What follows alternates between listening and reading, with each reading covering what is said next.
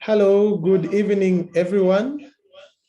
It's good to see all of you joining us in this webinar. I can see over 155 attendees that have joined us on Zoom. I can also see that there are a number of you that are seeing us or viewing us via Facebook. Good evening, everyone. Thank you very much for joining us for this session. We should have started exactly at 19, but we're giving time for others to also come in and join in the conversation.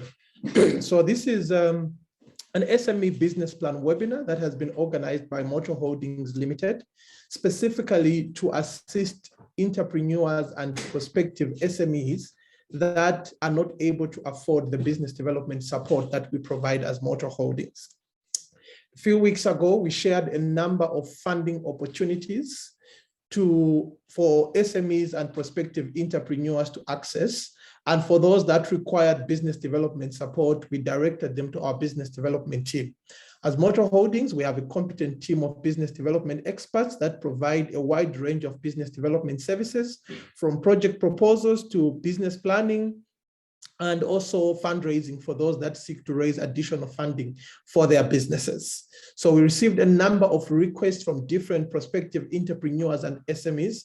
Unfortunately, we discovered that some of the SMEs, or most of them, were not able to afford the business planning services that we are able to provide. So to cater for those, we might not be able to provide business plans or business development support for everyone, but we can assist them on how best they can come up with a good project proposal or a business plan to seek funding for their business. So this is the reason why we organized this webinar, so that we are able to share on how best you can come up with a good business plan and also position yourself to get external funding for your business. So as Mooto Holdings, we are committed to assisting prospective entrepreneurs and SMEs to be able to leverage the available funding opportunities that are available on the market. As an entrepreneur myself, I understand the need to continuously raise financing for a business. I've been running my business full-time, I think for the last 5 years now. And I have gone through different challenges on how I can be able to grow my business and to be able to reach the position where we are able to operate smoothly and effectively. And this has only been able to be done through additional financing that we have gotten from different sources. So I want to leverage these opportunities to other prospective entrepreneurs and SMEs that are still at the fundraising stage that would want to raise additional funding for their businesses. So this is the reason why we are having this webinar, to share on how best you can position yourself to get funding opportunities. So the business plan format that we are going to share throughout this webinar is one for SMEs specifically that are positioning themselves to raise funding for their business. So we have opened for questions and answers in the chat box. So if you have got any questions and answers, as and when we go through this webinar, you can type your questions and answers in the chat box, and quickly we are going to have all questions addressed at the end of the webinar. So thank you very much for everyone who has been able to join in. I'm seeing 179 attendees via Zoom directly, and I'm also seeing a number of you that are joining us live on Facebook. So this is the SME business plan webinar, where we are going to discuss how to formulate a good business plan for your enterprise. There are a lot of funding opportunities that are there for SMEs to access, from development financial institutions such as USAID, the European Union, the African Union, DFID, the African Development Bank, the Development Bank of Zambia, the Citizens Economic Empowerment Commission, and different institutions that are there to provide financial support for SMEs. But what we have discovered as business development experts is that oftentimes most SMEs and entrepreneurs don't have the prerequisite on how they can formulate a competitive business plan that can enable them to get the required funding. Because when there's going to be a call for proposals, for example, from CEEC, there is specific information that they will seek that you provide to them for them to be able to make that investment decision. And that information is communicated through the project proposal or the business plan that you are going to get to them. So if you are able to come up with a good business plan, already you will have access to the next stage where they can now invite you to explain more about your business. But if you are not able to formulate a good business plan from the word go, regardless of how good your idea is or how profitable your business is, you might be disadvantaged because they have not gotten enough information or the information that they needed from the business plan that you have provided to them. So please, we ask you to take note of the information that we are going to share. I must mention that at the end of this webinar, we are also going to share a sample business plan to all registered attendees. So if you have not yet registered, you can go via the Mooto Holdings website and click on webinar and submit. Then you are going to receive a sample business plan that you can use. So as we are going to go through the things that you will need to put in place for you to come up with a business plan, we are going to have a number of things that you will need to come up with, and also a table of content that should clearly articulate the things that you need to formulate in your business plan. This meeting is recorded, and at the end of this meeting, we are going to share a recording that each of you will be able to access. So don't worry if you are not able to capture everything that we are going to discuss. So from the table of content, there are 10 stages that we have highlighted, or 10 segments that each business plan is supposed to have. So the first one are the company pleasantries. The second one is the problem statement. The third one is the innovative solution that you are providing. And also the fourth one, the product or services that your business is going to provide. The fifth one is the market overview in which you are going to operate in. The sixth is the risk analysis that you will undertake for your business or your project that you want to embark on. The seventh one is the corporate governance and structure of your business that you will be setting up or that you are already running. The eighth is the social impact which will be expected from this business. The ninth is a full budget on what is needed for you to launch this business or what is needed for you to expand this business. The 10th and the last one is the financial forecast on how you will be able to grow this business after you have received the investment that you are seeking.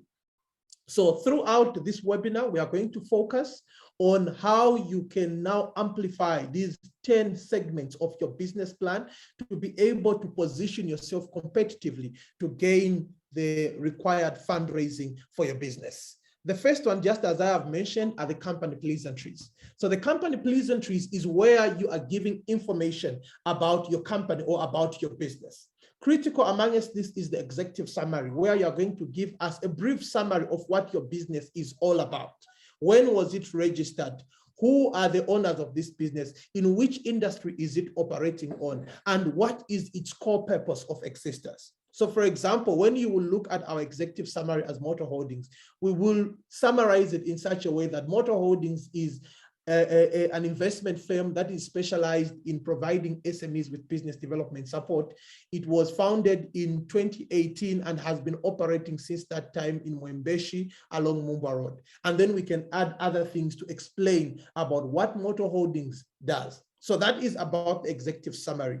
Also, among the pleasantries, you'll have to state the mission statement of your business. This is where you are now illustrating why has this business been founded?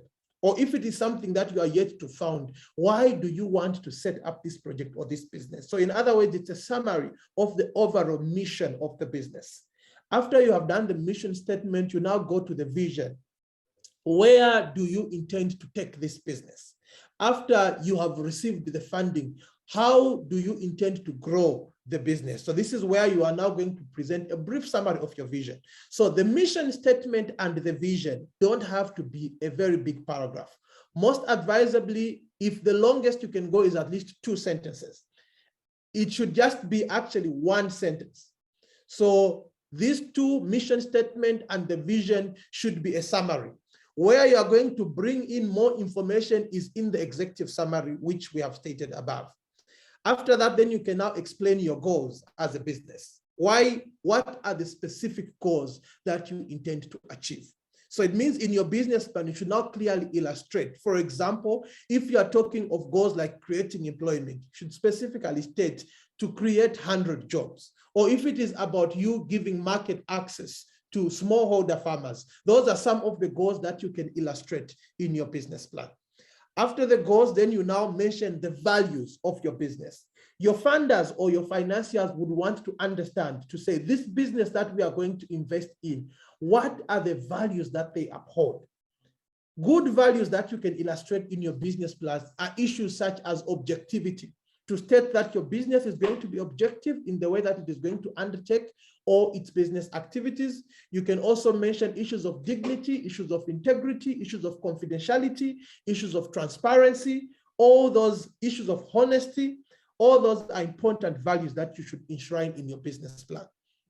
So these are the pleasantries that should characterize the first part of your business plan. A clear executive summary that is giving a brief of your business. When somebody reads your executive summary, they should be able to understand when your business was established, why it was established, and how it is operating and where it is operating from.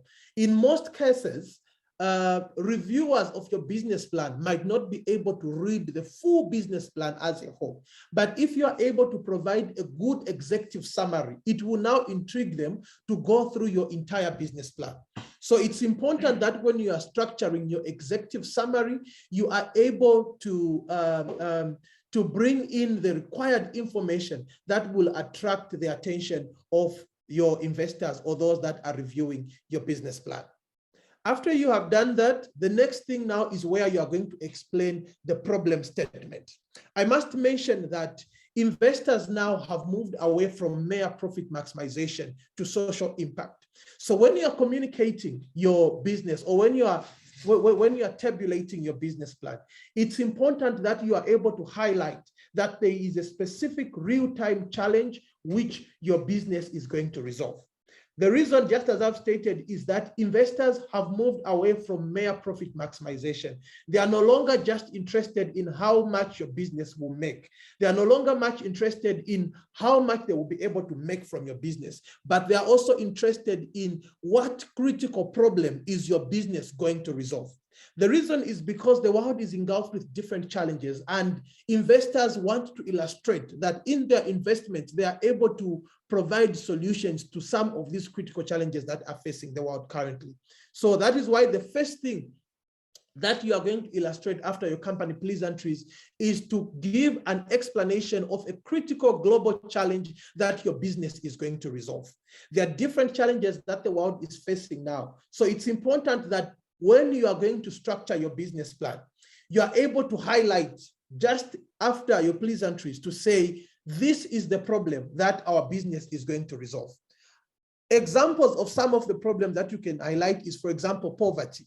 So there are examples like hunger. There are examples like gender inequalities. There are examples like climate change and financial inclusion. These are critical problems that are facing the world currently.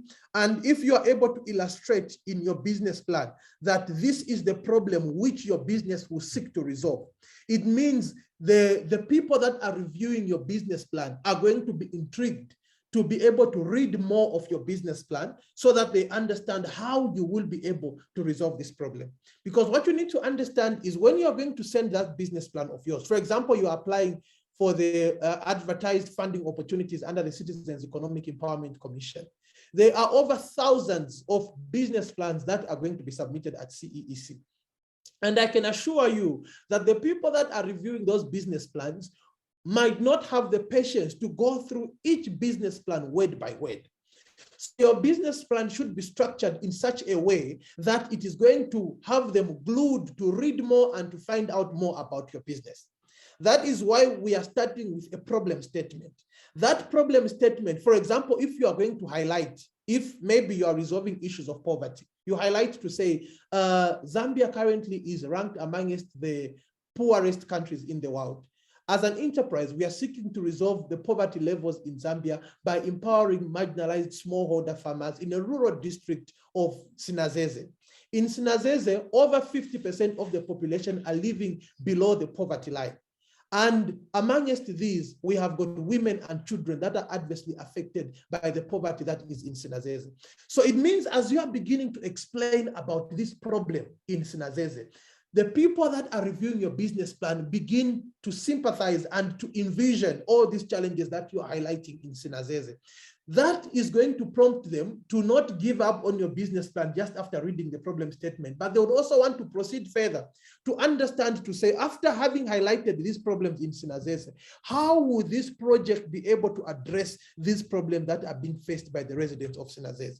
So that is why it's important that your problem statement is supposed to be clear. It is supposed to be backed by statistics, by data, to show that you understand this problem and make it as contextual as much as possible. So if you are talking about hunger, you should be able to illustrate, to say, this hunger, how is it affecting the residents or the market which you are targeting? If you're talking of gender inequality, you should be able to illustrate, to say, with these gender inequalities that are there, how is it affecting this particular market that you would want to take your business to? So it's very important that your problem statement is detailed.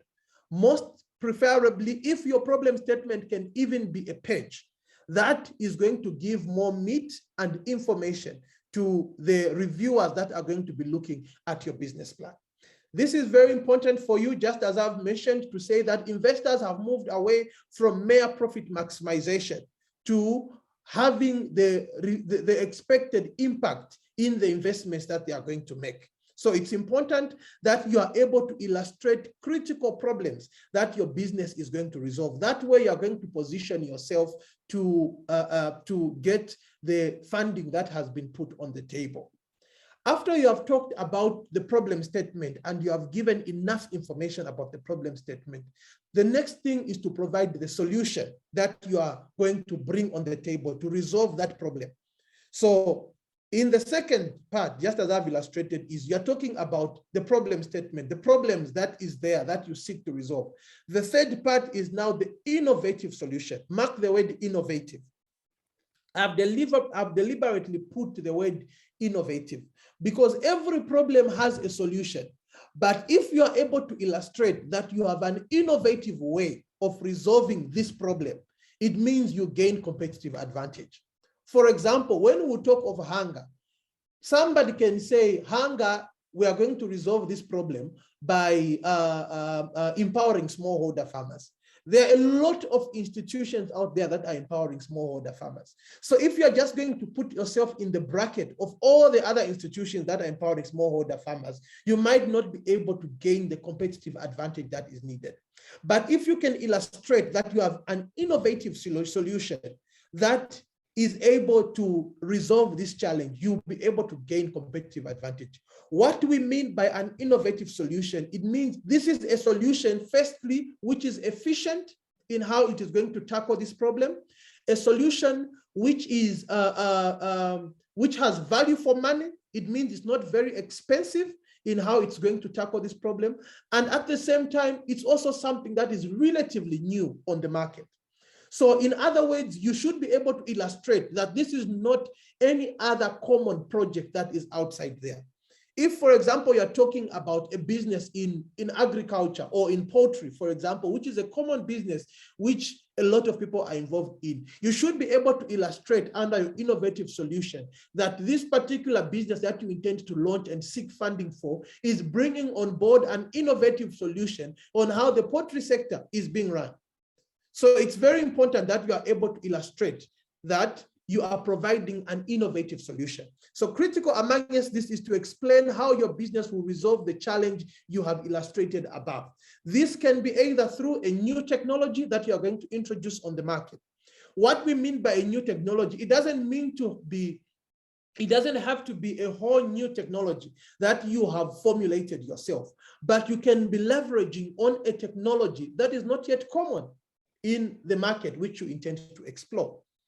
It can also be a new business model. So for example, you might be running a business which is common. Let's say, for example, poultry, you're just keeping broilers. But if you're able to illustrate that your business model of rearing these broilers is something that is unique, already that can be classified as an innovative solution. Or maybe it can be a replication. A replication, it is something that you have seen being done somewhere else, and you now want to bring it in this new market, which you are targeting.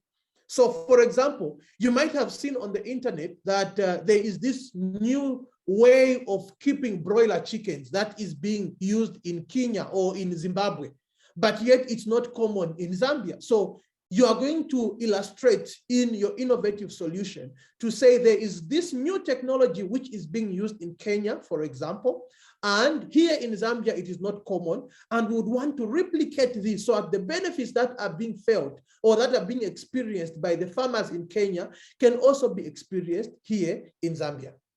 That is a strategy, for example, that we had used when we were seeking funding from the African Development Bank. Sometime last year, we were announced as the winners of the Youth Adapt program that was being done in partnership with the African Development Bank and the Global Center for Adaptation. The project which we were pitching for was the rearing of village chicken among smallholder farmers in Chibombo district. The innovative solution that we were providing was the use of hydroponic fodders to grow village chickens. So this is a technology that is common out there. When you're going to Google hydroponic fodders on the internet, you'll find a lot of businesses across that are using this technology, but it is not very common in Zambia. So under our innovative solution, we were illustrating that we are replicating a proven technology which is called hydroponic fodders, so that it can also be used to assist smallholder farmers in Chibombo district to be able to increase on their productivity rate. So those are some of the examples that you can use to position your business as one which is providing an innovative solution. What you need to understand is when you're going to submit that application of yours or that project proposals of yours, there are definitely hundreds of other businesses that are also submitting the same idea for that particular project that you are submitting. If, for example, you are operating in the e-commerce space, for example, there are a lot of e-commerce platforms that are mushrooming in Zambia, and definitely that same funding opportunity which you are targeting, they are also applying for the same funding opportunity. So what will make you stand out is to illustrate to the funder that you are not like any other e-commerce platform out there, but rather you are providing an innovative solution which the other platforms are not providing. That way you'll be able to gain competitive advantage over the other businesses that are also pitching for the particular industry that you're also pitching in. This is very important because you need to understand that you are operating in a competitive environment. That funding which you are seeking, there are thousands of other businesses that are also seeking the same funding. So what would make you stand out is being able to illustrate that you are different and you are providing a unique solution unlike those that you are competing with. And that can only be done when you are going to bring in more information in the innovative solution. So most preferably, if it can also be at least a full page or even half a page where you are illustrating about the innovative solution that you are providing through the business or the investment that you are seeking to raise. After you have illustrated your innovative solution, under segment 4, you should now provide information about the product or the service that you are going to launch or that you are going to introduce. So this is where you give more details about the product or the service which you will be offering. So under this, you should be able to illustrate, for example, to say what is the type or the quality of product that you are going to be launching on the market or the mode of delivery. All these are things that you now need to begin explaining. So for example, if you're getting into the poultry sector, under this part, you should be able to explain, to say, if it is broilers, explain these are broiler chickens. These broiler chickens, are they from hybrid? Are they from tiger chicks? Or are they from, which other companies provide chicks? Or from whatever chick production company? You should be able to specify. If it is village chickens, you should be able to specify to say, are they croilers? These village chickens, are they black astrolopes or are they sassos? So this is where you now begin to give specific details about your product. If it is an e-commerce platform or if it's a service, you should be able to illustrate, say, this e-commerce platform, which particular market segment is it targeting? Is it an e-commerce platform that is just open to anyone who's selling any type of business? Or is it specific to a particular locality? If it's Lusaka, you are now beginning to explain. Or what mode of delivery is it going to be used? Is it bicycles? Is it motorbikes? Or is it vehicles that are going to be delivery? So when you are now explaining about your product or service, it's now an opportunity to assist somebody who might not have experience or who might not even understand the industry which you are getting into. The temptation in most cases is to use technical language. So for example, if you are designing an innovative solution in the IT space, you might be an IT specialist yourself. So when you are giving an explanation about your service, it's important that you don't use IT jargon or IT language. You should be able to use plain language so that somebody who has no background in IT should be able to understand about the service that you are offering. If your business is in the medical field, you might have understanding of all the medical words and the technical issues that your service is going to be resolving. When you are going to illustrate about this, it's important that you let go of all those technical words so that the people that are reviewing, most of them are not experts in your field. So for example, it's very unlikely that amongst those that will be reviewing applications, for example, at CEEC, might have all the technical expertise in all the fields that are going to be seeking funding in that call for proposals. So you might find that the person who's reviewing your application, which is seeking funding for a project that is relating to e-commerce, might not even understand what an e-commerce platform is. So it's important that when you're now giving details about the product or the service, that you make it as simple as possible, such that for those that don't have technical background in your field, they should be able to understand it. Because somebody can only recommend a project that they understand. So if the aim of your business plan is to confuse the reviewer or to make them, or to show them that you are a technical expert in your field, they are not going to approve your proposal because they will not have understood what you are clearly going to do with the money that you are seeking to have. So that's why it's important that under this segment, you are able to provide clear and simple explanations about your business. Critical also is to illustrate the competitive advantage of the product or the service that you're providing on the market. What we mean by competitive advantage is what makes that particular product or service unique from all the others that are providing such kind of services. So for example, if you are going to submit a project to say you want to open up a boutique, you should be able to illustrate to say what will make your boutique different from all the other boutiques that are outside there. So this is where you now begin to talk about the quality of your product. This is where you begin to talk about issues of specialization. You can illustrate to say all the other boutiques, when you go in, you have to continuously look for the type of clothes that are of your taste. But maybe your boutique is going to be specific maybe for women, or it's going to be specific for plus size women, or it's going to be specific only for casual wear for men. So that way you're able to illustrate that this is your point of gaining competitive advantage over your competitors. You can also talk about a new technology that you are going to use to be able to distribute your product or your service. So this is where you now begin to give more details about your product. So those that might not have understood your innovative solution, you should now bring it home to them and make them fully understand what exactly your project or your business is seeking to bring on the market. The next part is now to provide a market overview of your business. So a market is an environment or a locality that your business is seeking to operate in. So it's very important that when you are going to come up with your business plan, you should be able to illustrate the specific market which you are targeting. It's not wise as an entrepreneur to illustrate in your business plan that you are targeting the whole world or you are targeting the whole country. Unless you are a big multinational conglomerate that is able to service the entire country.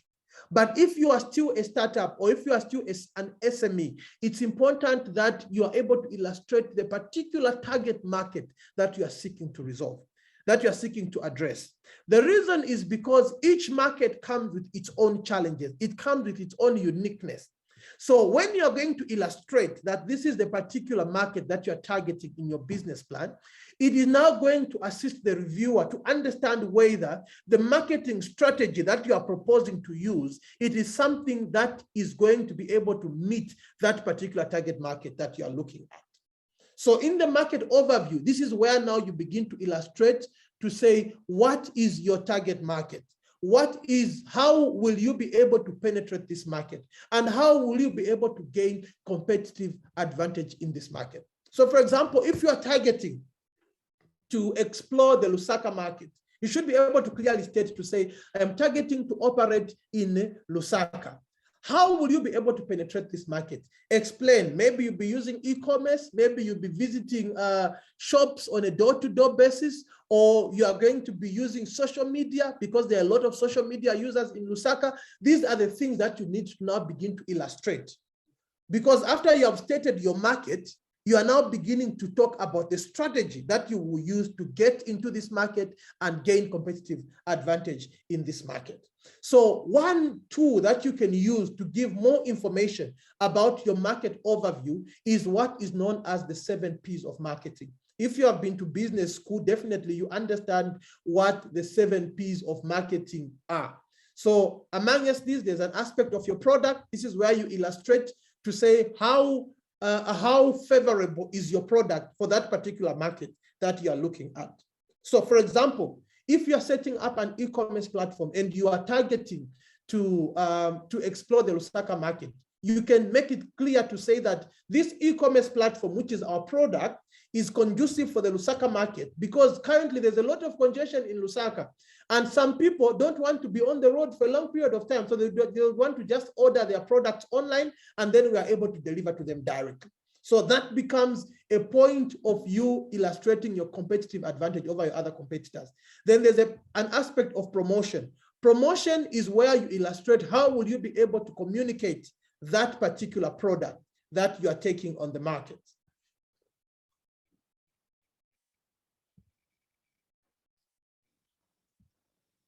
It's where you're able to illustrate the product that you're taking on the market, and also how will you be able to engage with your customers. So this is where you begin to talk about issues of social media marketing, issues of your website, issues of coming up with adverts that might feature on the TV or on the radio. So this is where you now begin to clearly articulate how you will communicate your product to your target market. Then the 3rd P is about price. Under this part, you should be able to illustrate how will you be able to gain competitive advantage in terms of pricing. So talk about the prevailing market prices in your target market, and also your proposed prices for that particular product.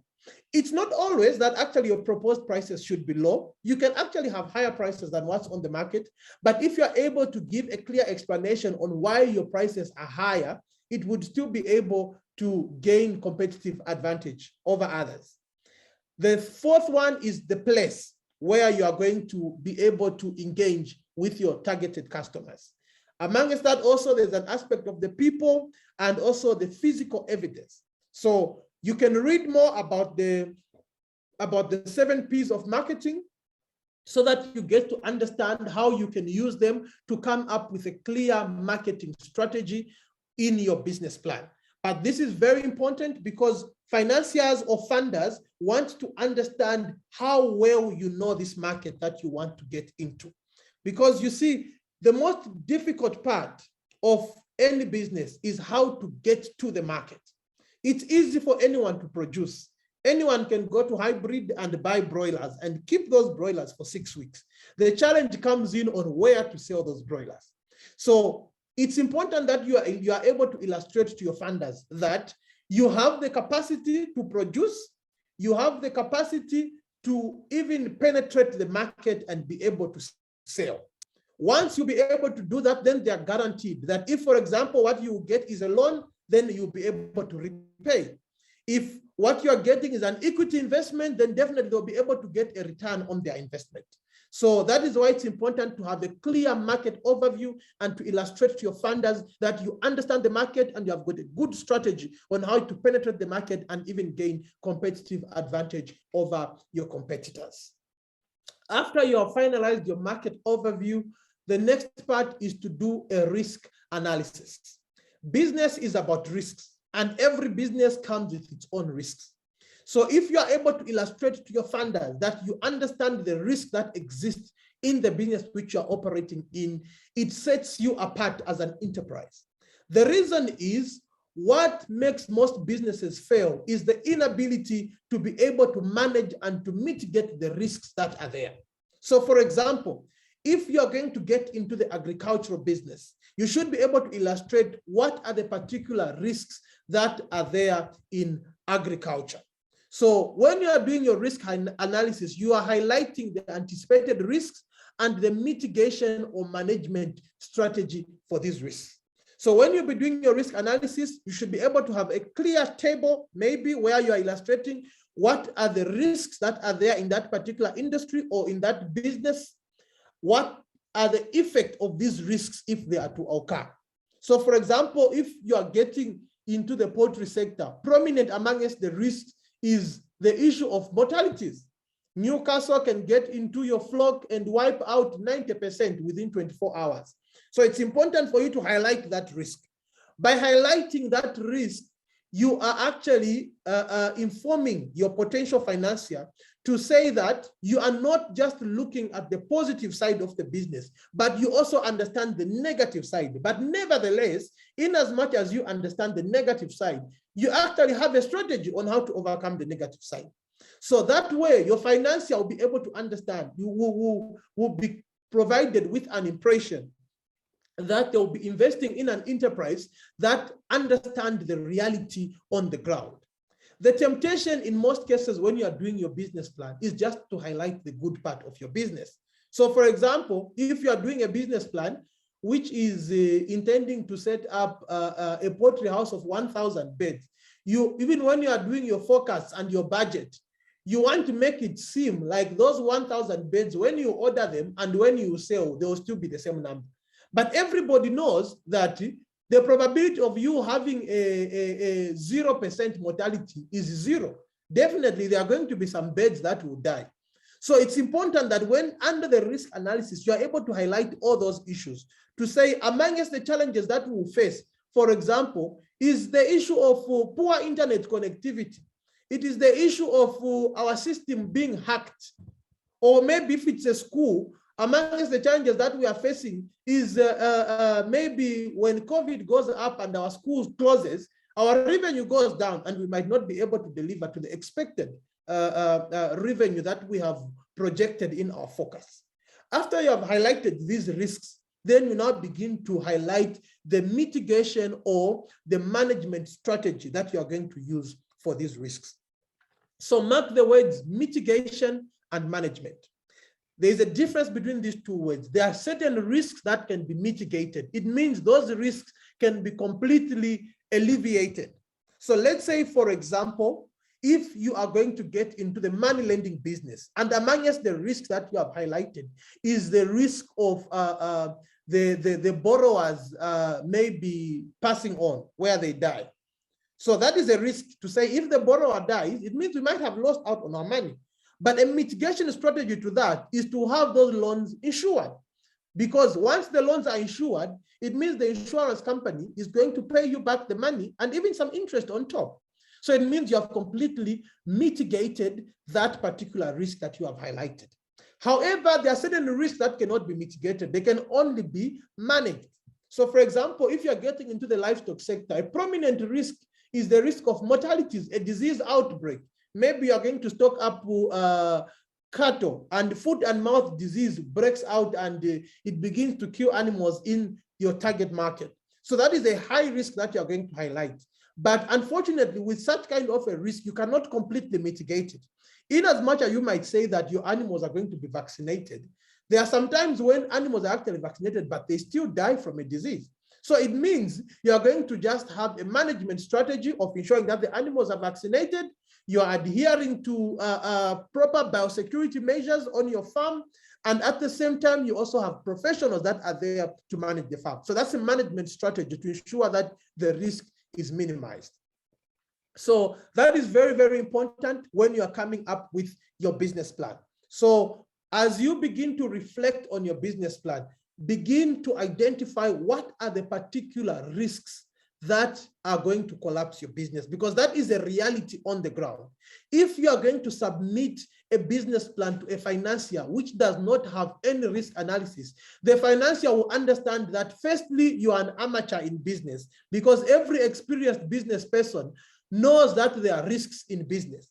Secondly, they'll also understand that you are not being truthful in your illustration, because a business plan should not be a manifesto.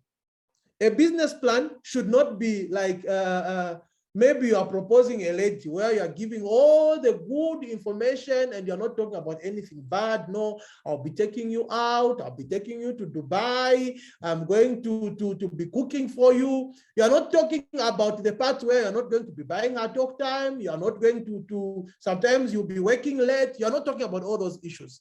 When it comes to a business plan, you should be able to illustrate both the negative and even the good part, because that way you'll be illustrating to the financier that you understand the industry that you are getting into. And by doing so, the financier would actually work with you to come up with even proper mitigation measures. Because what you should understand is some of these institutions that you are seeking financing from have got a competent team of professionals that can even assist you to come up with proper mitigation measures for some of your risks. So they might not be able to understand your market, but if you are able to highlight the risks that are there in your market, they might have certain mitigation or management measures that have been used in some of the markets that they have invested in that they can now propose to you. So that's why it's important that you are very honest in your risk analysis and you're able to provide clear, identified risk and even mitigation and management measures that you have put in place. After that, you now move to your corporate governance and structure for the business. This is very, very important for any business. The temptation in most cases as SMEs is to think that corporate governance is only for big businesses. So you will find an SME where the same CEO is the finance manager, is the secretary, is the marketing, he is everything in the business. I know that when you are still starting the business, definitely you will still have to be everything. But it's important when you are seeking financing to illustrate to your potential funders that you have got a structure in place. It might not be a structure that is currently effective, but it is a structure that might come into effect once you are able to get the required resources. So for example, when I was starting out in business about 5 years ago, I came up with a board that is going to manage the business. And I remember when I shared about the board with my young brother, with my older brother, he laughed a lot and said, you are just launching a business and you are talking of a body chairperson, a secretary, a finance director. You have even formulated policies and board charters. This is too much for a small business. So just focus on growing your business. But what I understood is the corporate world has got a system in which it operates. So if you are going to go, for example, to the Development Bank of Zambia and say that you are a sole trader, you are the sole signatory to your bank account, you are the only one who approves the payments, and there's no other person who questions or whom you are answerable to, already you are a very high risk investment. Because the probability of them disbursing that 100,000 loan and you using it to finance your wedding is very high because there are no controls in place. So in as much as your business is still small, it's important that you are able to illustrate characteristics of you adhering to good corporate governance practice. Critical among such kind of good corporate governance practices is by having a management structure in place. So if you are the chief executive of your business, you should be able to illustrate to say, who is the finance director? Or who is the person who will be managing finances? Who is the marketing person? Who is the HR or the corporate affairs person? All these people might not be full-time employees of your business. So I'm not saying that right now, go out and start employing accountants, marketing people, and come up with a structure. No. What I'm saying is in your business plan, you should be able to put in a few friends or family members that should fit into your structure. So that when you are going to go out there and defend your business plan, you illustrate to them to say, this is our finance director. This person might not be full-time, but they provide us with advice on financial issues. So even when you're coming up with these structures, it's important that you pick people that are experts in those particular fields. So for example, if you have got that friend of yours who's an accountant, they might actually be working somewhere else. Speak to them so that you put them on your business plan as the finance directors. And once in a while, they are able to provide you with advice on financial issues. So that even when you are going to pitch for your business plan and they ask about who will be preparing your financials, you are able to point at that particular finance director. So that way, you will present yourself not as a Kantemba kind of business where everything evolves around one person. Because by doing so, you are going to be considered a very high risk investment. And definitely no serious investor or financier would want to invest their money in a Kantemba which is being run by one person. Because the day that that one person dies, it means even their investment has died together with them. So that's one critical thing that you need to put in place, a clear management structure. It doesn't have to be 15 people or 10 people, no, even just 4 people. Look at critical functions in the business. So for example, one critical function is an aspect of finance. Definitely every business person should have an expert in finance. So begin to speak to those accountant friends of yours so that they begin to feature on your business plan as your finance advisors. Another critical thing that you can put in is the aspect of marketing, because business is about selling. So in your structure, you should be able to illustrate to say who will be responsible of ensuring that the projected markets that you have illustrated in your business plan are going to be reached out to. You can also talk about, depending now on the type of business. If you are in agriculture, it's important to have somebody with a technical background in agriculture. Maybe it's a livestock person, a person with a background in veterinary medicine, a person with a background in horticulture, or depending on the kind of agricultural venture that you are getting to. If you are in tech, it's important to illustrate that you have got a technical person who understands technological issues in that business that you are proposing. That way, your management structure is going to be complete and it will have a balance of the required skills and expertise. After that, you can now come up with a board structure. This is very important also. Just as I've said, as SMEs, we usually undermine this aspect. There should be a clear distinction between your management and your board. A board should consist of non-executive members. So in other words, these are people that are not full-time employees of your business, but these are experts and the industry gurus that you go and consult from. So you might have that uncle of yours who is a director in a parastatal, who has a master's and a PhD. So these are now the people that you begin to speak to, and you formulate a small board of even 4 or 3 or 5 people. And you put this one as a board chairperson, a vice chairperson, and these others are board members. And actually, it's important that once in a while, you call for meetings with these board members. You begin to share with them about your business, and they begin to provide expert advice. In most cases, some of these board members might not even request for any board fees at the infancy of your business. But the good thing is, when you will be pitching for an investment, you illustrate to your funder to say this business has got a backing of highly experienced and skilled people that are able to provide us with advice on certain issues that we might incur along our line of operations. So for example, if you know that lawyer friend of yours, that lawyer uncle of yours, begin to speak to them so that you put them on your business plan as your board member.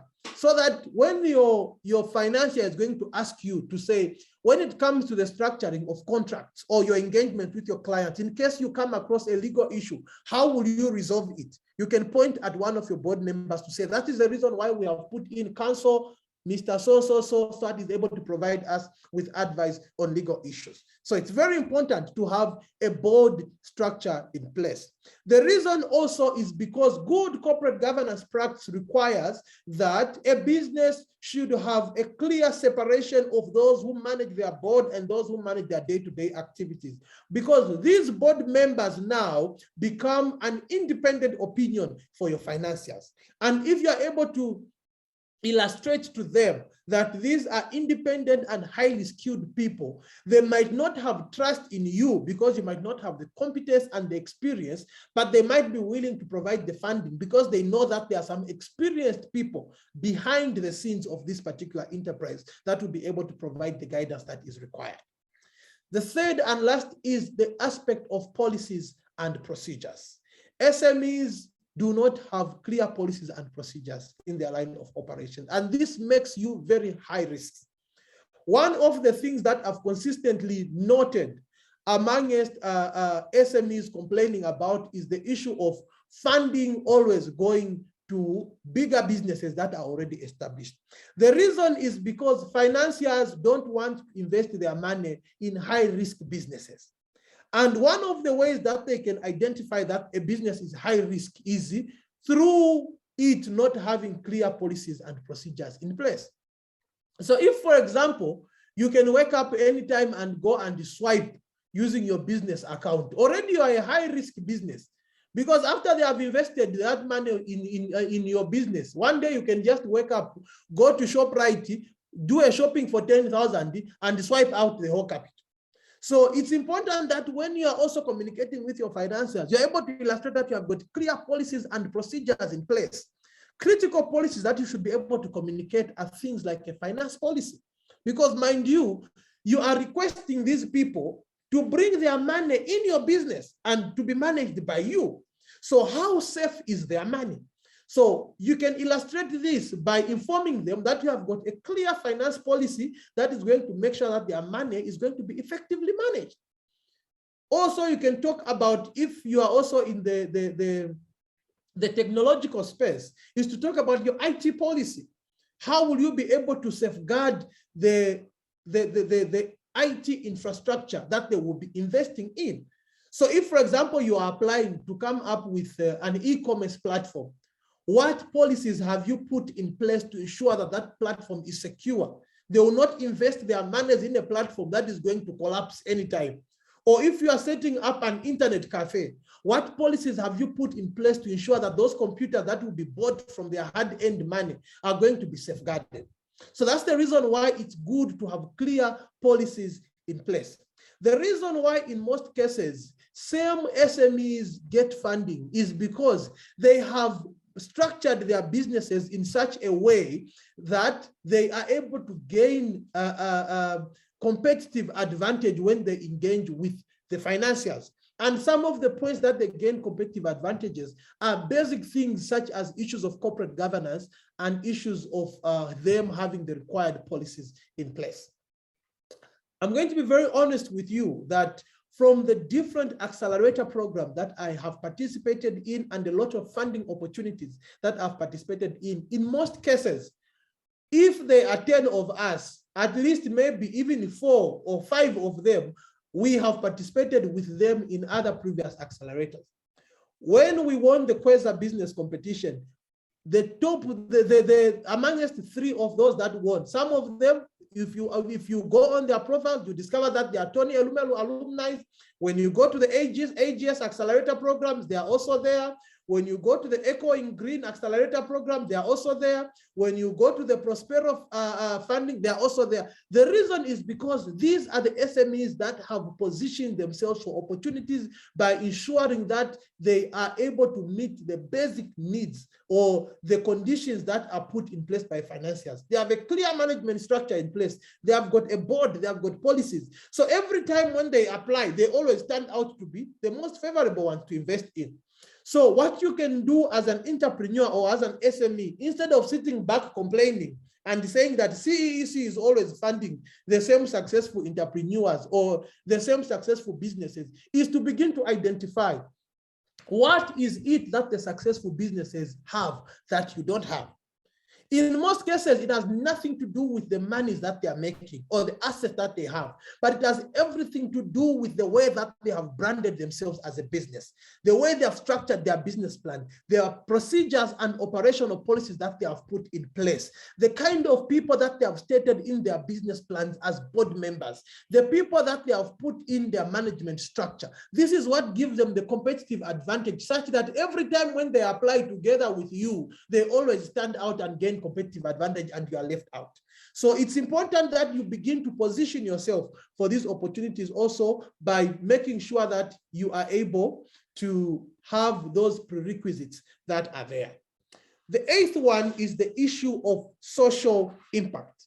Just as I have mentioned when we were starting to say, investors have moved away from mere profit maximization to social impact. So it's important that in your business plan, you have a segment that is specifically dedicated to illustrating the social impact of your business. So this is where you'll be able to illustrate to say, apart from yourself, who else benefits from your business? Because you see, if you will talk about your business being able to make money in terms of profitability, in terms of revenue, the people that are going to benefit from that revenue and from those profits are the shareholders or you, the owners.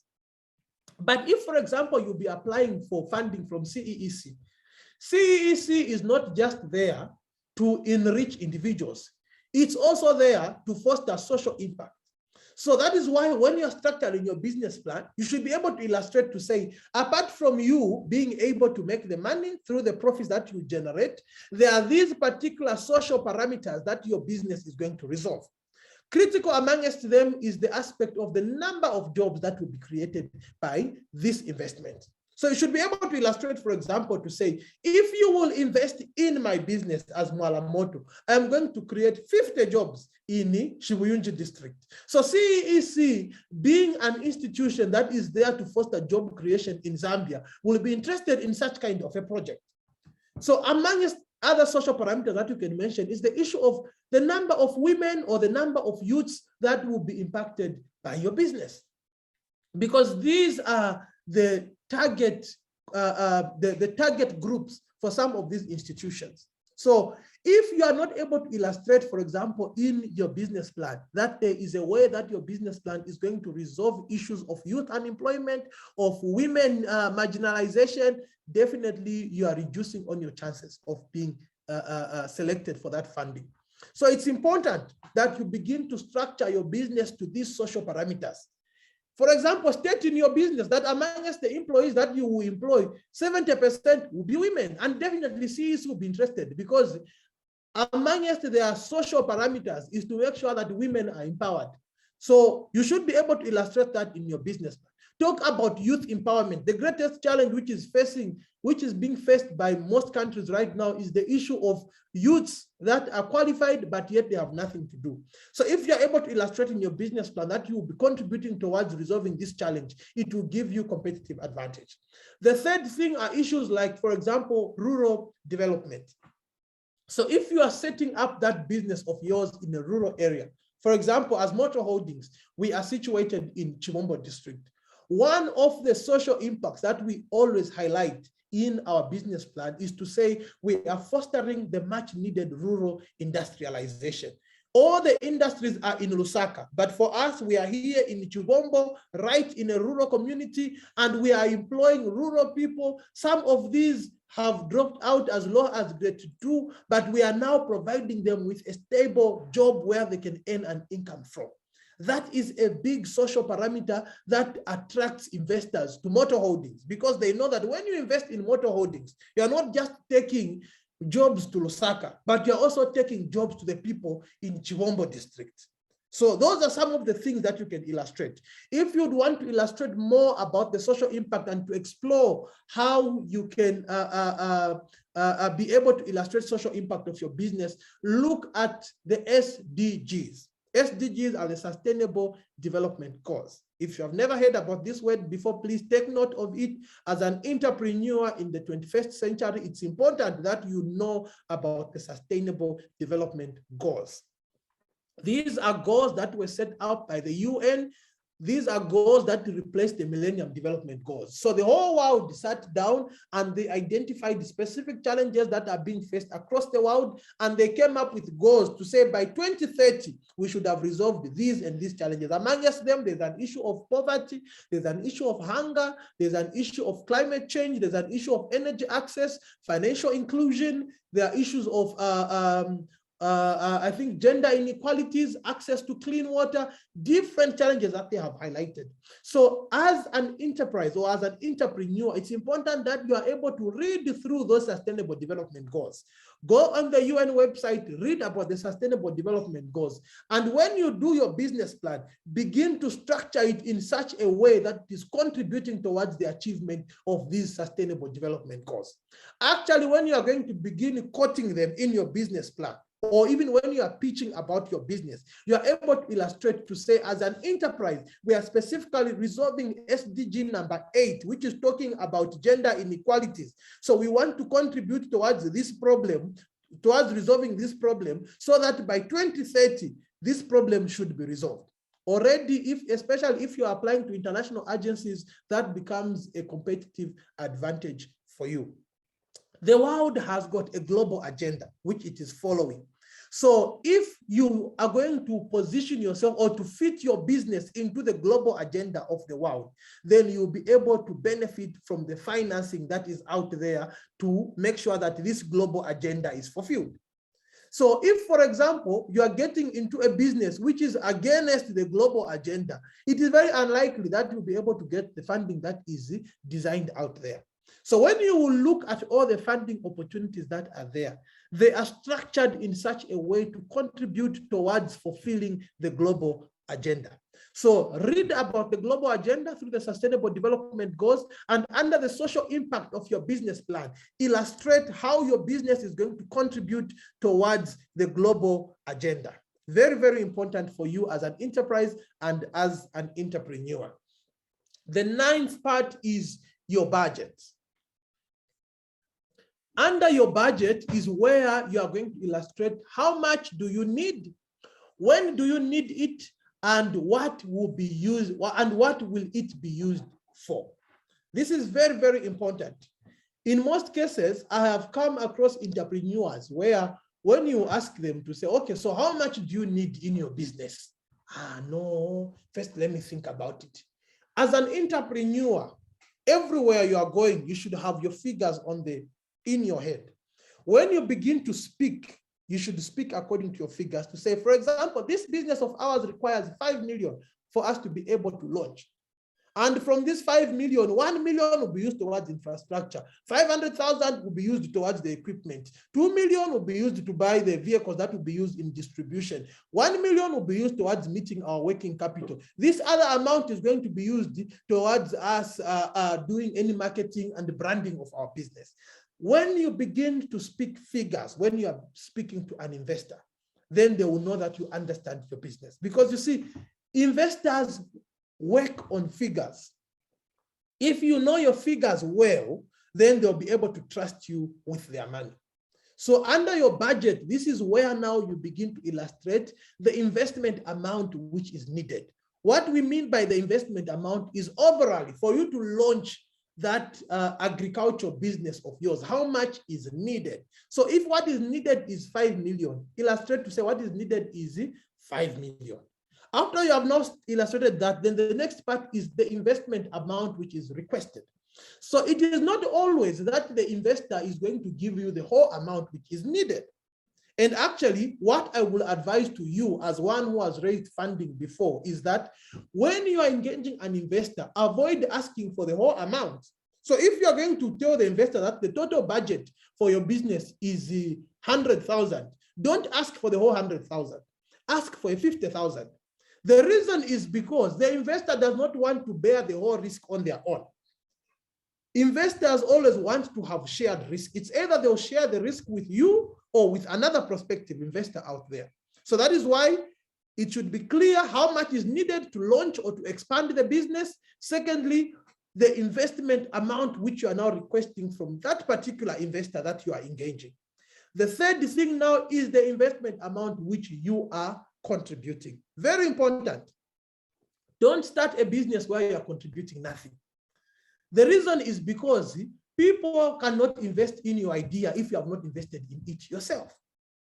The challenge that we have is we have entrepreneurs that are moving with a budget of 1 million kwacha, and you ask them, how much are you bringing yourself? Nothing. No one will give you 1 million when you have brought nothing on the table. Please, unless a miracle happens or you win lotto, that is where they give such monies. If you have got nothing, maybe the maximum you can get in Zambia is a 20,000, a 10,000, or a 50,000, not even a 500,000. If you are targeting to employ to apply for 1 million at CEEC, you should be able to illustrate that you are contributing something that is substantial to that particular 1 million. If you have nothing to contribute, apply for the marketeer loans that are going at 5,000 and at no interest.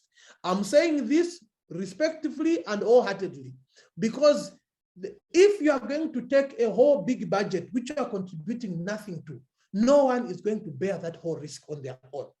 Partly also, the reason is you can only manage monies which you are exposed to.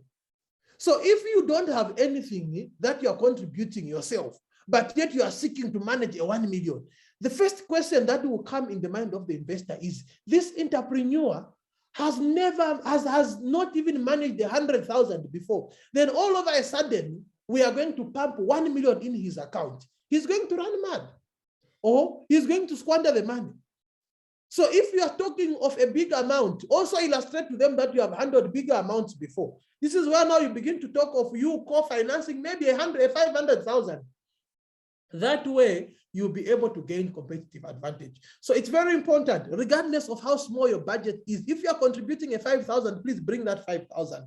Never submit a budget to an investor which you are contributing nothing to, because that is going to be a point of you being disadvantaged. I'm not saying that in all situations you have to contribute something. Of course, there are other investors that are seeking to work with startups, people with just ideas, and they are willing to bring in the seed capital themselves. But in most cases, when you are able to illustrate that there is something which you are also bringing on the table, you'll be able to gain competitive advantage, because the investor will understand that there is a shared risk. If you have invested something in the business yourself, then definitely you are going to make sure that the business works. Very important. The fourth thing is the items that you are going to acquire from the investment. So when you are going to come up with your budget, don't just state a block figure to say, I need 20,000 or I need 100,000. Begin to itemize how that 100,000 will be spent. Talk about the equipment that you are buying if you need equipment. Talk about the infrastructure if you'll be setting up infrastructure, working capital. Begin to articulate all those issues. After you have illustrated those issues, then you have a full total budget for the project or the business that you are seeking to launch or to expand. This is a very critical part of your business plan. Actually, I would tell you that in most cases, if there are a number of proposals or business plans which a financier is reviewing, one part which they would rush to go and review is this part for your budget. So it's important that it is detailed as much as possible and it is attractive. One way that you can make your budget attractive is by illustrating that you're contributing something. Very important when you are pitching your business. If you are going to illustrate to a funding institution that you're contributing nothing, they might fund you, but you are disadvantaging yourself. So when you're coming up with that budget, avoid coming up with extravagant figures. The temptation in most cases is to say, oh, CEC is advertising for 2 million. So then even me, let me apply for the same 2 million. No. CEC will not give 2 million to you if the highest amount of money that has gone through your account is a 10 pin. Definitely they will not. CEC is not going to give you 500,000 if you have never handled even a 50 pin in your account. So the amount of money that an investor will give to you should be equivalent or should be something closer to the amount of money that you have handled before. When we were starting out as Mooto Holdings, the investment that we were receiving were things like 100,000, 150,000, 50,000, at some point even a 20,000. Those are the funding that we were raising. And as we were now beginning to increase on our revenue, we begin to raise more amounts. We now begin to raise millions. So that even when we now begin to sit with an investor, we'll tell them to say, we have an asset base of 10 million. So we are seeking a 1 million investment. The investor will understand to say, okay, if they have an asset base of 10 million, so it means they have managed more monies before. When we give them our bank statement, they're able to see the transactions to say, at some point they had this 500,000, at some point they had a 1 million. So it means even their total transactions on their bank statement, it is showing something like maybe 5 million. So it means they are worth managing a million also. So those are some of the things that would determine on whether an investor or a financier will finance you or not. So if you are going to request for a bigger amount that you have never invested, that you have never managed, you actually be disadvantaging yourself. the best thing is to stick to an amount which you have managed. And also, when you stick to a lower amount, it means even the amount which you contribute will seem substantial. So for example, if you are just contributing 100,000, but yet you are seeking to raise an investment of 2 million, it means you are only contributing about, I think, 5% of the whole project budget. That is very insignificant. So it's important that when you are stating your core financing, it is something which is significant. So for example, if what you are contributing yourself is a 50,000, what I would advise is at least apply for 200,000 so that you can say that I'm contributing 25% of the total budget. That way, the investor or the financier is going to have a perspective of shared risk, and they will know that you will also be as committed to the business also. So this is a very important part of your business plan, the budget, where you should illustrate the investment amount you need, the investment amount you are requesting for, and the investment amount which you are contributing to the business. After this, the 10th and the last part are your financial forecasts. After an investor has invested in you, they want to understand how will they be able to earn returns on investments. So if it's an equity investment, for example, the investor wants to understand how much will they be able to make from you in terms of dividends.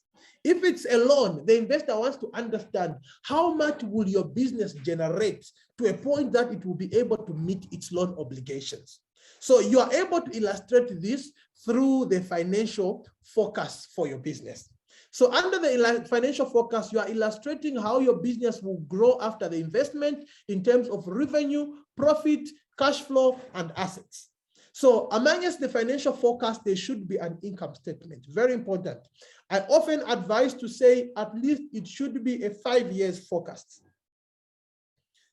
When you are coming up with your forecasts, do those forecasts for at least the next 5 years to say if you are investing the money, if you'll be receiving the investment in 2022 or in 2021, how will your business be able to grow over the next 5 years? So you should come up with a forecast income statement. The income statement is the one which is showing the profitability of a business. It will illustrate the revenue, the cost of goods that you are selling, the gross profit, the operating expenses, and the net profit.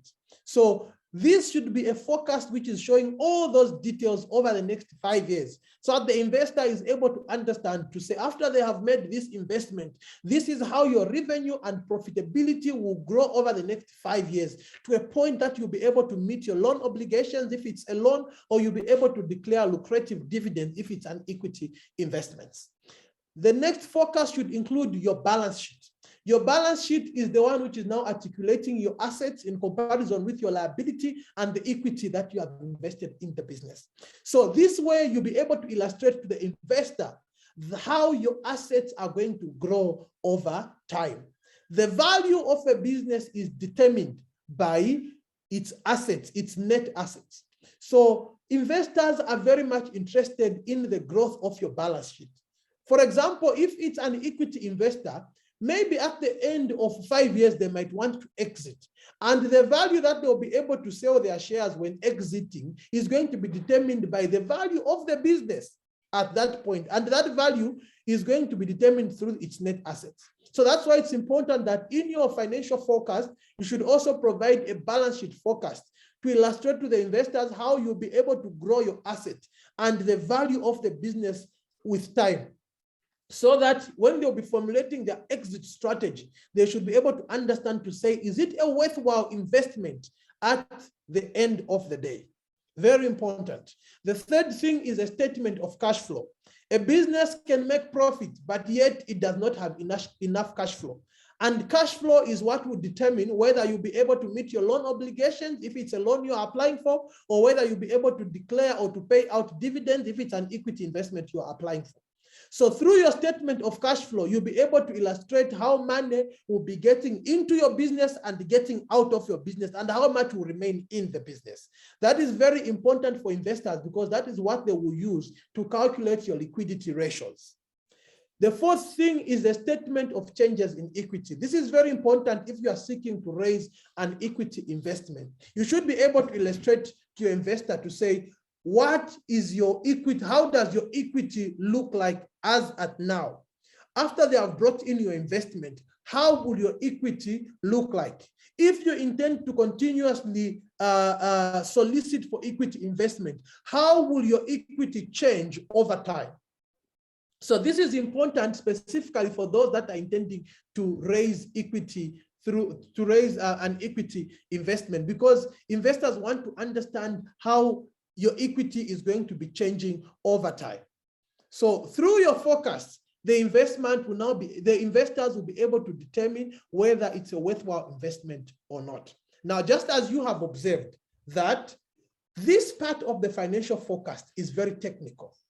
So you might go through this webinar and you might research online, but for you to be able to formulate an income statement, a balance sheet, and a statement of cash flow without you having any accounting background, it will be very difficult. So that is why it's important to engage professionals to assist you with some of these things. So if you don't yet have an accountant or an accounting firm or a business consultant which you consult with, it's important to begin consulting on some of these things. One of the things that have been noted, I have got engagements with some senior officials from the Ministry of SMEs, some of them that sit on CDF committees, your councillors, your MPs. The thing that has come out consistent is the poor proposals that are being submitted. So you find a lot of people are flocking to go and access CDF funds, but yet they are taking proposals that are not complete, proposals that do not have any information on them. And because CDF has got clear guidelines, if they are going to approve funds to be disbursed to people that are not providing or articulating clear information, to be an audit query from their side. So you find that from the thousands that are applying, only a few are being approved, or some of them are not being approved because the committees are stuck on who to fund. The same thing is consistent if you will speak to CEEC, to Youth Empowerment, to the Development Bank of Zambia. Even the banks themselves are also complaining about that. People failing to provide proper information about their businesses. The reason is because you might not have the competent skills to be able to formulate that good business plan. That is why it's important to invest in a good business plan. If you are able to come up with one, well and good. If you are not able, it's important to spend something so that you're able to formulate that good business plan that will communicate well about your business. Sometimes, you see, the amount of money that you invest in your business will determine how much you will make from it. So if you are not willing to invest in a good business plan or in a good strategy for your business, it means it will continue making for you those peanuts that you are making or that you have continued struggling with. But if you begin to invest in having clear documentation for your business, the policies that I was talking about, because those policies have to be done professionally. So if you begin to invest in such kind of things, it means you're positioning your business to operate at a level where it will now be able to raise substantial investments. In 2019, at 2020, I made a decision to have our company engage an external auditor. The external audit firm that we engaged quoted us, I think that was 37,000. The challenge that was there is to find ways of convincing my partner to say, how do we have this done? But when we looked at it critically, then I was able to convince them to say, once we pay this 36,000 and we have audited financial statements, it is going to enable us to gain competitive advantage and we'll be able to raise even bigger fundings. And definitely, after we got those audited financial statements, within 12 months, we were able to raise external funding in more than 3 million through different sources. And all these required audited financial statements. So what I'm saying is it's important for you to sacrifice and invest in your business. So this is about you being able to formulate a good business plan for your business. This is very important because it will determine how you will be able to raise funding for your business. So before we close and get onto the question section, I just want to have a brief summary of the funding opportunities that are available for you to access. Is on Track, a business and financial management system designed to help you manage your operations and achieve your personal and business goals. Keep track of your sales and expenses, manage and monitor your inventory, easy accounting and bookkeeping with auto-generated financial statements and reports, budgeting, loan management for all money lenders and microfins, payroll management, and so much more, all in one system. Take control of your business and finances in the most cost-effective and reliable way, accessible anywhere, anytime. Contact us. isontrack.com, product of Mooto Holdings. Okay, are you able to see my screen on the funding opportunities? I can see that it's now shared. So one of the consistent things that we'll be doing in these webinars is to share the available funding opportunities that are there for you to access. I understand that sometimes some of you might not have access to this information, but as Mooto Holdings, we have engaged with a number of institutions that have financed some of our projects, and some of these institutions actually send us alerts when they're advertising for funding opportunities. So if you want to access any of the funding opportunities, you visit our website under the business, and then you come on opportunities. These are the funding opportunities that are there. Amongst these funding opportunities, there are several of them. We have under the Adaptation Fund Climate Innovation, which is specifically seeking to fund projects that are fostering climate adaptation. So if you have got an innovation which is focused on issues of climate change, issues of climate adaptation, this is a good opportunity for you. Visit our website, click here on visit website, and it will take you on the website for UNEP, and you'll be able to see all the details. I want to make it clear from this webinar that these funding opportunities are not being run by Mooto Holdings, but these are independent institutions that have advertised, that we have dealt with before, and we have shared these opportunities. So you don't actually have to necessarily go through Mooto Holdings for you to apply. So if you don't have the resources, or you feel you can go direct and engage these institutions, you just come on our website. When you click here on visit website, it will take you on the website of the funder, and you'll be able to apply directly on the website without even engaging Mooto Holdings or paying anything to Mooto Holdings. So these opportunities are updated on a regular basis. Every time we get hold of a funding opportunity, we have it shared on this platform, and you will be able to access it. So we have the Global Youth Mobilization Funding. This is done on a rolling basis, and it is specifically focused on youths, and it's for any sector that you are seeking to have investments in. The other one is the Thrive Global Impact Challenge, a very good opportunity for those that are in the tech space, especially in the agricultural industry. Then the Global Innovation Fund, they also do it on a rolling basis. If you have got any innovation, they are providing funding to the minimum of $50,000 to $15 million. The next one is the USAID Development Innovation Ventures. Very good opportunity also for those that have got innovations in an industry that seeks to resolve a social challenge. USAID does this on a rolling basis. It means anytime you can visit their website and look at the thematic areas that they are looking at and push in an application. Then we have the Fund for Innovation in Development. It's also done on a rolling basis. It means anytime they are open for funding, and you can go in and apply. The Common Fund for Commodities, these ones are providing concessional loans. Concessional loans are loans that are offered at very low interest rates. So these ones, their loans go as low as 8% per annum. There's no financial institution in Zambia that will give you a loan at such a low interest rate. So it's a very good opportunity for you to explore. They're offering loans, the minimum of $50,000 and the maximum of $15 million.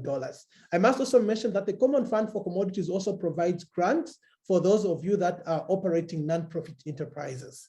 They also provide equity funding for those of you that might want to give off some equity in your enterprises. So you can visit their website and you get all the information. Their calls for proposal is running up to the 15th of September. So it's important that you begin working on that business plan or project proposal. Then we have the Technology Business Development Fund. This one is closing on the 26th of August. So you can visit their website. They're specifically looking for innovations that are in the technological space. So if you have got any innovations, either software, e-commerce, fintech issues, you can visit, and that can be a good match for them to invest in. Other funding, we have the Hey Global Climate Fund for young people. This one is very good, especially for those of you that might not have a matching fund. These are some good opportunities. I understand that there are a lot of young people, some of you that have got good, brilliant ideas that you might not have money to contribute to yourself. But there are opportunities like these ones where they are providing funding as low as $5,000. $5,000, when you convert it to kwacha, it can go to something like 80 to 90,000 or 70 to 80,000. So that can be a good startup capital for you. And the goodness with these kind of opportunities is you don't need any prior experience or any core financing. So even just your idea, if you package it so well and you bring in a good application, you'll be able to get that 80,000 to launch your idea. So these are good opportunities for those of you that are starting out or that just have ideas. The UN Global Core Challenge Technology Innovation, it's closing on the 20th of September. These ones are very good for private companies, and also they are good for those that are starting out. Charge for Impact by WhatsApp. So this is a global one, and they are providing funding to the maximum of $25,000, and it's closing on the 21st of September. All these opportunities are live on our page, and you can access them directly and visit the respective websites of the funders and get all the details. Then we have the Restoration Stewards Program. They're mainly focused on those that are operating in forest restoration. So for example, if you're an agribusiness that is planting trees or that is producing seedlings, avocados, mangoes, cashew nuts, or just any trees, your project can be a good fit for this project. The goodness also is under the Forest Restoration Stewards Program, they are focusing on innovations that are still at their infancy stage. It means those that have not even been launched. And they're specifically looking at young people between the age of 18 and 35.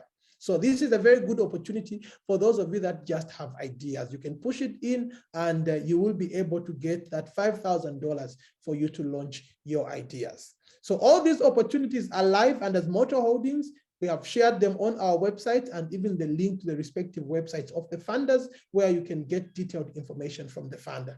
If you would now want to engage us to assist with fundraising, you can get in touch with our office, and our business development team will be able to work with you to structure a good project proposal and engage the financiers on your behalf.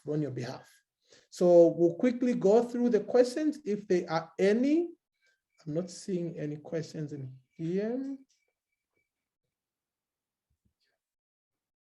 So we're seeing them. Anyone who is able to get the sound.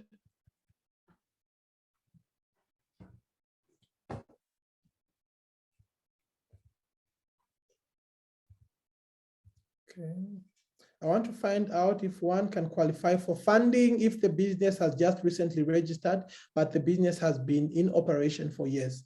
Yes, you can actually qualify for funding. What's important is for you to be able to illustrate that you have been operating for years. So one good way that you can do that is by coming up with historic financial statements. So as Mooto Holdings, we also provide consultancy when it comes to finance. So we'll sit down with you. If you're banking your money, we'll be able to extract a bank statement, or if you just had a cash book or a receipt book, we'll be able to extract your transactions from the receipt books and assist you with formulating historic financial statements. And that is what you'll be able to illustrate to a potential financier that you have been operating, and this is how much you are making all this time that you have been operating. So yes, you can actually qualify for funding even if you have recently registered. Do you have to make a business plan after you've started your business or before? It's up to you. It's important that you do it even before you've started your business, so that your business plan also becomes a point of guidance on how you'll be able to operate your business. It can also be a good point for you to raise funding for you to launch your business. So just as I've said, there are some funding opportunities here that are open to those that just have ideas. So this can be a good opportunity for you.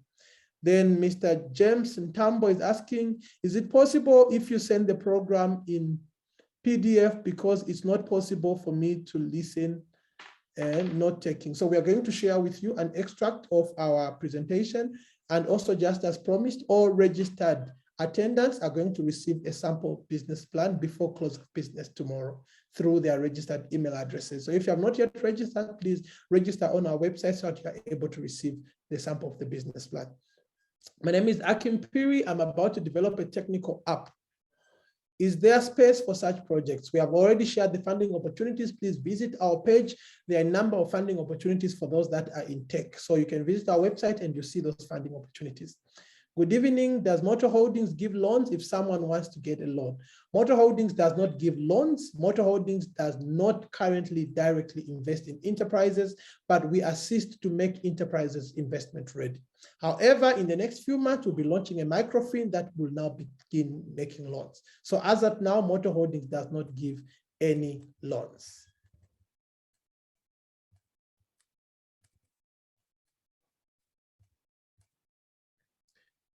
For startups looking to produce spices, how can you explain target market? So the target market can be either restaurants, maybe you're targeting households. Those are some of the options that you can look out for. How best can you conduct a market research? You can visit the market which you are intending to explore. So kindly also try to understand the market by getting on the ground. Speak to your competitors, speak to your potential clients, understand what your competitors are failing them on, and then you structure your strategy in such a way that you'll be able to leverage on the weaknesses of your competitors. Kindly speak on the sole trader. I don't know what this question is, but that's also an option of you registering your business. You can be a sole trader. But if you are able to incorporate a company, even better. Sole traders are regarded as risky businesses. So even the amount of investment that you might raise is going to be on the lower side. So if you are able to have your company incorporated, that is even better. I'm enjoying, sir. Good job. Hope you have a template shared with them. Okay, thank you very much for that feedback, Mr. Royd. So if you want lobby for a 1 million, how much should one invest in order to have high chances? I would love to know in percentage. I wouldn't specifically state what percentage. There are certain funding opportunities where they'll specifically state, for example, to say that you need to contribute at least 50% in co-funding. But there are certain funding where they'll just leave it open. But what I will advise is if you can contribute something that is below 25%, it will make it substantial. I'm not saying that always contribute something more than 25%, but what I'm saying is it is something that is substantial that can assist you to gain competitive advantage. So are already existing assets part of your contribution, or can they be considered an investment you are bringing to the bargaining table? Very good question. So sometimes what you can bring on board as co-financing is your already existing assets. So for example, if you are seeking to set up an agribusiness and yet you already have the land, so in your budget, you are going to state to say, you need, for example, 1 million. And if from that 1 million, 100,000 should be used towards land. On the co-financing, you'll be able to illustrate to say you have contributed 100,000 in kind through the land which you are bringing in. So already acquired asset can be a good bargaining point as co-financing. So if you have got a vehicle, you have got land, you have got equipment, all those are things that you can use as co-financing. However, there are certain funding opportunities or institutions that will clearly state to say they don't want already acquired assets or already incurred expenses, but rather they would want an in-kind contribution of cash. So it means for those, your already acquired assets are not going to be eligible. But it can also be a good bargaining point. Thank you for your response. Should we send our email address now, or you already have from our registration? All your email addresses, as long as you're registered, are already on our database. So tomorrow, once they send out an email blast of the business plan, it's going to be sent to your mails. So before close of business today, it's going to be sent out. How do we go about sending applications to CEEC? Are they taking business plans at the moment?